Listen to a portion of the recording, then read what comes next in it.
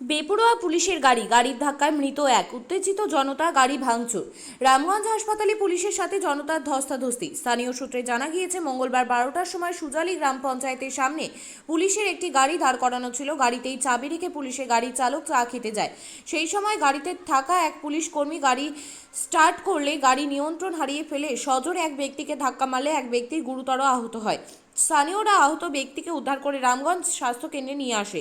কিছুক্ষণ পর হাসপাতালে কর্মরত চিকিৎসকেরা সেই ব্যক্তিকে মৃত বলে ঘোষণা করে। এই ঘটনায় হাসপাতাল চত্বরে পুলিশের সাথে উত্তেজিত জনতার খণ্ডযুদ্ধ বাধে। চলে পুলিশের সাথে ধস্তাধস্তি। ঘটনাকে কেন্দ্র করে ব্যাপক উত্তেজনা ছড়িয়েছে এলাকায়। ঘটনার খবর পেয়ে ঘটনাস্থলে পৌঁছে পরিস্থিতি নিয়ন্ত্রণে আনেন ইসলামপুর থানার আইসি সহ বিশাল পুলিশ বাহিনী।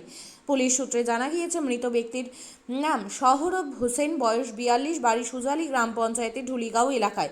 পুলিশ মৃতদেহকে ময়না তদন্তের জন্য ইসলামপুর মহকুমা হাসপাতালে পাঠানোর পাশাপাশি ঘটনার তদন্ত শুরু করেছে।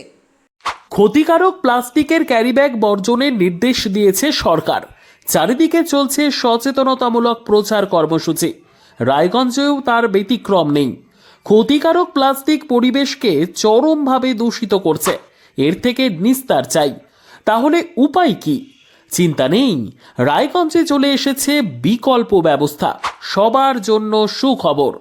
পশ্চিমবঙ্গ সরকারের অনুমোদনে আগামী সপ্তাহ থেকেই শহরে তৈরি হতে চলেছে পরিবেশ বান্ধব, দূষণমুক্ত বিভিন্ন ধরনের বায়ো ক্যারিব্যাগ, যা অবশ্যই পচনশীল। একেবারে সুলভে পেয়ে যাবেন আপনারা। আগ্রহী বিক্রেতা ও ডিলারশিপের জন্য অতি সত্বর যোগাযোগ করুন আমাদের সাথে। আমাদের ঠিকানা ইকো ক্যারি ইন্ডাস্ট্রিজ, জেলখানা মোড়, রায়গঞ্জ, উত্তর দিনাজপুর।